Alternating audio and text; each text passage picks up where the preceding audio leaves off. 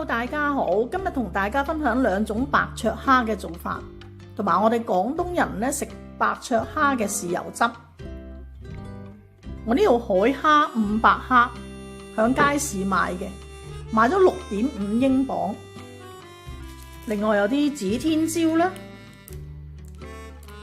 有啲蒜頭，同埋有啲豉油嘅。我哋廣東人咧食蝦嘅豉油汁咧係好簡單嘅啫，就係蒜蓉、辣椒同埋豉油。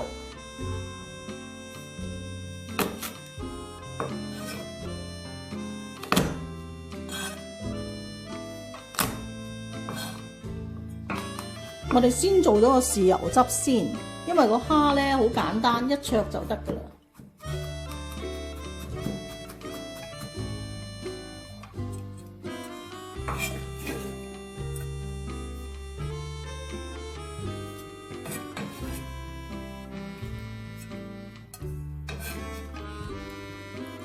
賺少少滾油落呢個蒜蓉度，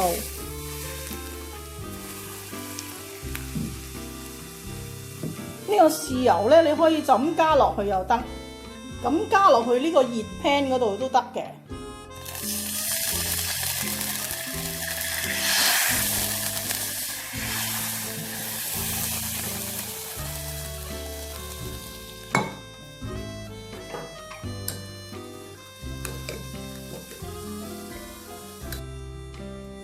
呢個蝦尾咧有個尖刺，剪走佢。如果唔係一陣食蝦咧，你會拮到嘅。咁剪埋呢啲腳啦。呢個頭咧都有一個尖刺嘅，呢度斜斜地喺個尖刺下邊剪開佢，跟住撩咗個沙囊出嚟。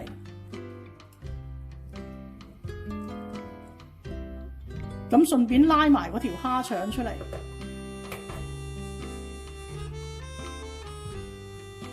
又或者咧，你可以剪走呢個蝦尾嘅刺、蝦頭嘅刺，就咁樣就得㗎啦。呢個水滾咗之後咧，我哋就落一個葱結啦，一片薑，將我哋嘅蝦擺落去。要灼幾耐咧？大約2至3分鐘就得㗎啦。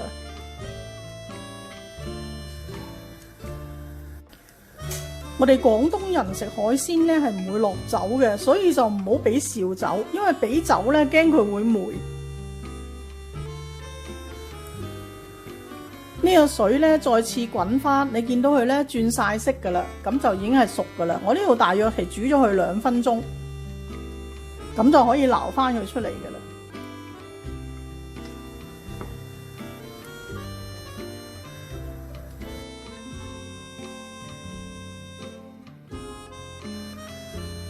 我哋而家做一個無水嘅白灼蝦，俾啲薑喺個 pan 嗰度，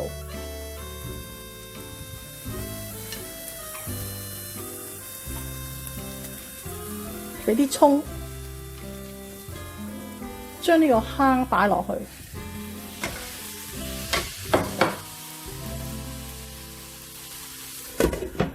中火煮佢大約3分鐘左右就得㗎啦。啲蝦轉咗色咧就熟㗎啦。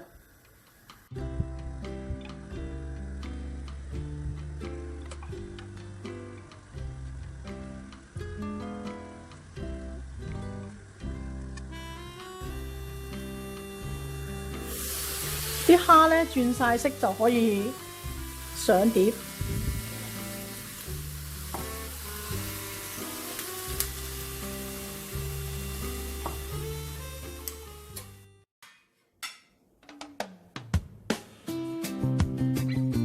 呢一個無水白灼蝦咧有個好處就係保持蝦嘅原汁原味。